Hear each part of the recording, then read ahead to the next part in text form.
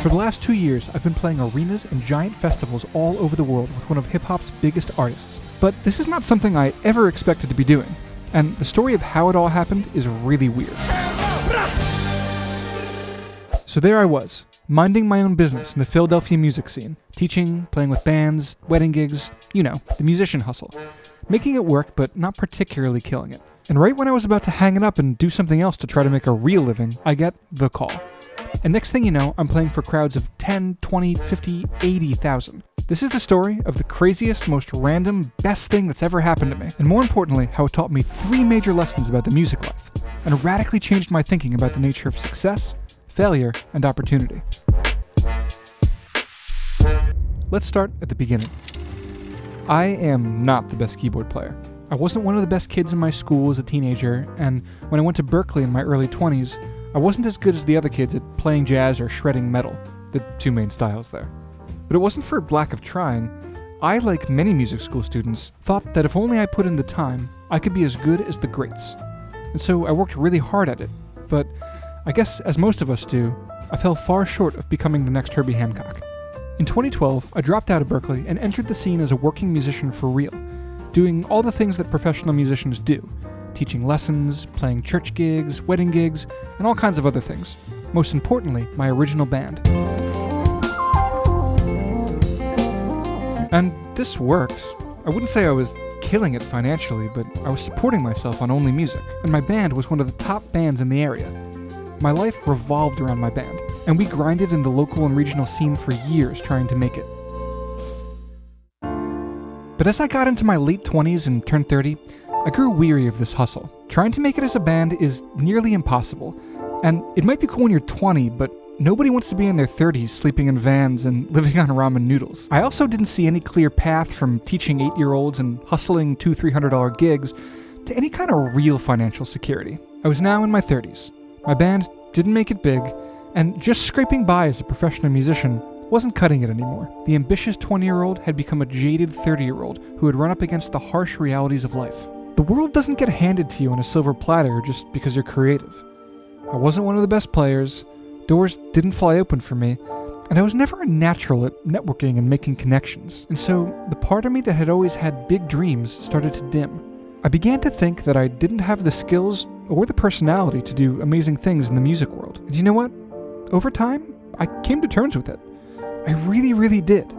There are lots of things you can do in this life, and grandiose dreams of making it big are probably just a symptom of a sick society anyway. So I was seriously considering making a major pivot in life and getting into something else entirely. My thinking was that if I could just be in a situation where I was doing something cool and getting paid for real, that I could be happy, and I'd just do music the way I wanted to on the side. And so that was the plan. But life is a funny way of throwing you curveballs when you least expect it. I may not have been the best player around, but one of my more niche interests would soon turn out to unexpectedly pluck me out of the local scene and take me places I never expected to be. I was always drawn to the weird and eccentric, music that broke the mold and did things differently. As a keyboard player, this manifested as an interest in synthesis and sound design. Now, I'm not a synthesis genius or anything, but most keyboard players I know hardly know anything beyond pulling up a basic lead or pad preset, and so having deeper knowledge of it set me apart. When the world shut down and all the gigs went away, I set up all my synths in my basement and learned how to live stream. This was my quarantine project that I called Deep Creature.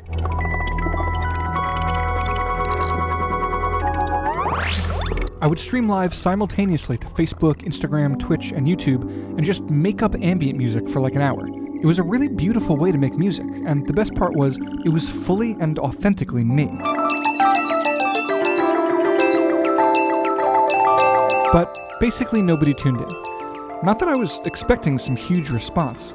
I mean, by this point in my musical career, I was well used to releasing art to crickets, as all artists basically are. Putting out art is like throwing pebbles into the ocean, and I knew that, but still, something about it hit differently this time. Maybe it was because I had just turned 30 and making such pursuits the focus of my life was feeling increasingly pathetic.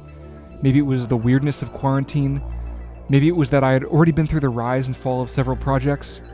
I don't know, but something about this felt like a low point in my professional life. But it was exactly this low point that would lead to the most unexpected plot twist of my whole life, and taught me the first of 3 major lessons about the music life that I'll get to later in the video.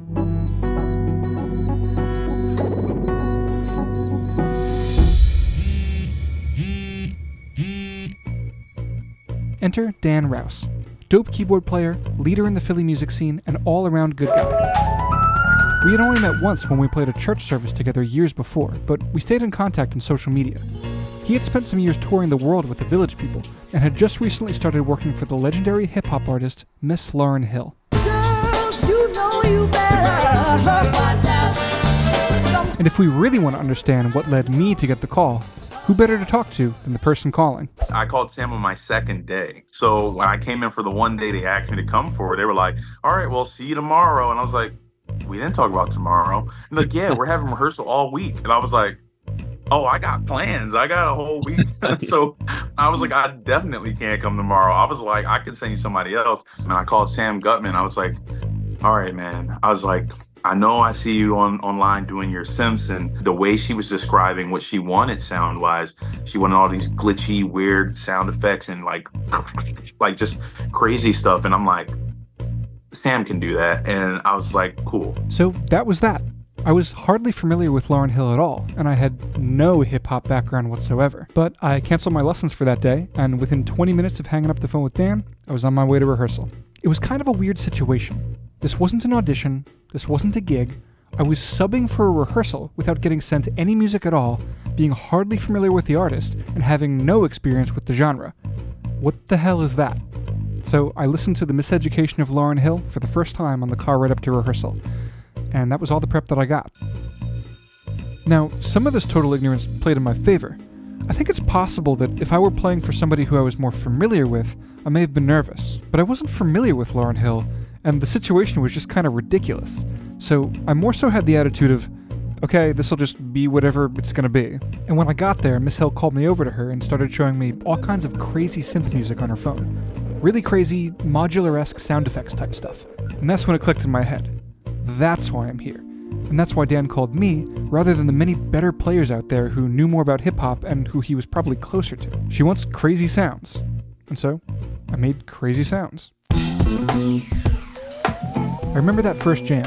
She just wanted it to be crazier and crazier, and I was pulling out all the weirdest ideas in my synths. It was starting to border on like a ridiculous noise jam that you'd only do with your friends, except I was doing it with a bunch of seasoned touring musicians who probably thought I was fucking nuts. But it apparently went well, because they called me back the next day, and then the next day, and then for the whole next week. I kind of became like the sound design guy. She'd pull up a song or a movie or her ringtone and tell me to make that sound, and I'd have to just make it on the spot and plug it into whatever we were doing. And there were other keyboard players there too who had incredible skills and resumes in hip-hop, gospel, and neo-soul, and I had to kind of find a way to fit in between them with arpeggiators, sequencers, sound effects, and other non-standard keyboard approaches. It was a cool challenge. And so I was rehearsing with this band every day, but I still had a life full of other commitments that I hadn't yet canceled. I was sort of squeezing my students and other gigs in any way that I could. And there was this one week in particular. I was the lead piano player in a piano-driven musical theater production, and I could not bail on it. They needed me to rehearse every day the week of the show, and so I did that rehearsal from 10 a.m. to 5 p.m., and then drove an hour to rehearse with Lauryn Hill from 6 p.m. to 2 a.m., and I would sleep in my car in between. And I did that every night for a week, which was fucking nuts, and helped me learn the third of 3 major lessons about the music life that I'll get to at the end. The point is, I recognized this as a very real shot at something, and so I was doing everything I could do to lock down the gig. And there wasn't exactly a definitive moment of you're in the band, but about a month later, I was on a plane to Vegas to play my first show, which happened to be the 80,000 person mega festival, Lovers and Friends. Please, with all your chest, with all your sounds, with all your life, welcome to the stage the iconic Ms. Lauryn Hill.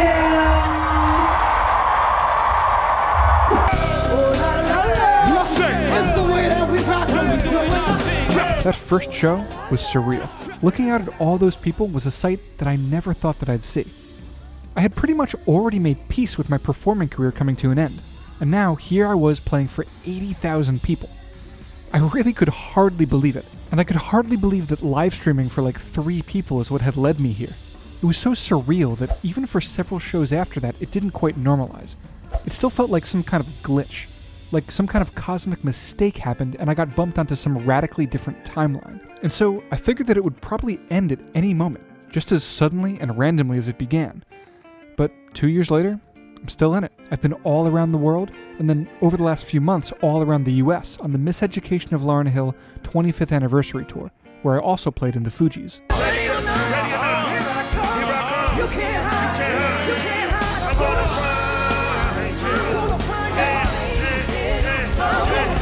Now you might be wondering, what was all that like?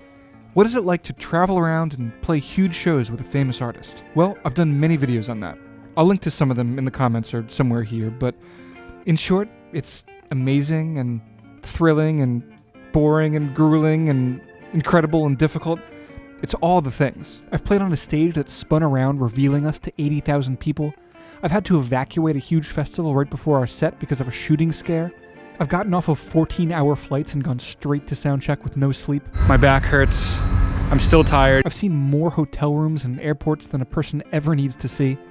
I fed kangaroos in Australia, fed whatever this is in Brazil, kayaked through the city of Rotterdam, scooted through the streets of New Zealand, played with Lil Wayne and Nas in LA, broke into a dressing room in Washington, D.C., and made a whole new family in this amazing band and crew. I probably have enough weird, dumb, crazy stories to last a lifetime, but I think what's more interesting than just the facts of the whole experience is what it all says about the music life. So, as promised, I'm going to share 3 important life lessons that I've learned, in hopes that it can help some people out there. The music life is no walk in the park. Believe me, I was about to quit before all this happened. But over the last 2 years, I've radically changed my thinking about the nature of success, failure, and opportunity. So, here are 3 major life lessons that I've learned. Lesson number 1. You never know where things lead. I've always hoped for the things that I'm a part of to be successful. And when my projects didn't result in obvious successes, I'd feel like I failed. None of my bands have ever had any hits or are selling out big rooms, and I've never had anything go viral despite my best efforts. Sometimes it feels like releasing creative works into the world isn't even worth it. Why pour your heart and soul into a song that you know is only going to get a few streams? Why join a band that you know probably isn't going to make it big? Why post a video that you know will only get a handful of likes and comments? Well, I'll tell you why.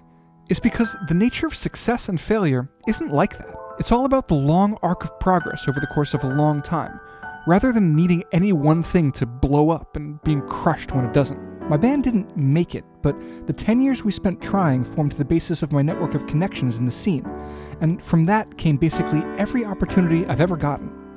When I did my live streams during COVID, it felt like one of my lowest points professionally, but one of the very few people who tuned in is the person who 2 years later called me for the biggest gig I've ever had. The lame gig will lead you to meeting the person who will call you for the cool gig. That thing you're doing that you really hope will hit it big, its actual purpose might just be to lead you to the next thing, which might be something you totally didn't expect at all. So I'm no longer attached to going viral, or this YouTube channel having 1 million followers, and I don't think of my band as having not made it, because I now know that everything you do links together, your successes will compound, and that over the course of a long time, it's all part of a generally upward trajectory. Okay, lesson number 2. Have your finger on the pulse of what the world values in you and lean into that. I'm kind of like the synth and sound design guy now.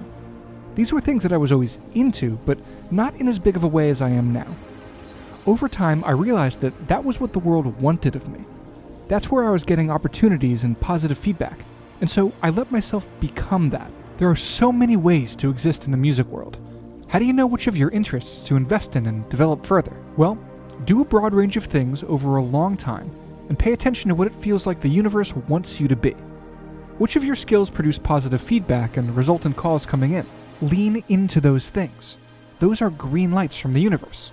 This requires honest self-awareness about your own skills and willingness to adapt. If you aren't that sick at something, it's really fine. There are so many ways that you can be great. I'm not sick at plenty of things. I suck at reading music, I suck at playing over the blues, I can't shred. The list goes on, and I wish that I had leaned into my strengths sooner and spent less time feeling inadequate about any of the other stuff.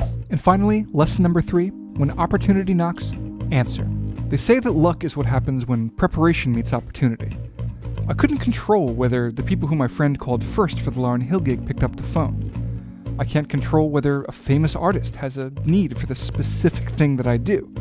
But when those things happened, I maximized the things that I could control to lock down the gig. I showed up 45 minutes early to every rehearsal for the first few weeks so that I always had a fresh bank of cool sounds ready to go. I got recordings of every rehearsal so I could continue developing my parts at home. And as I mentioned earlier, when I had a conflicting gig that first month of being in the band, I jumped through crazy hoops to do them both. You can change the narrative of your life. Never in a million years would I have predicted that I'd be touring the world playing hip-hop. But that's life. It's weird and random and largely out of your control. So thanks for letting me share this story and sticking around to the end. I didn't go into a ton of detail about it here, but there are lots of incredible and horrible things in the day-to-day life of traveling the world playing crazy shows, and I've done a bunch of videos on it. So if you're curious, I'm going to put these 2 videos here for you to check out next. As always, thank you so much for watching. Hit that subscribe button if you like what I do, and I'll see you next time.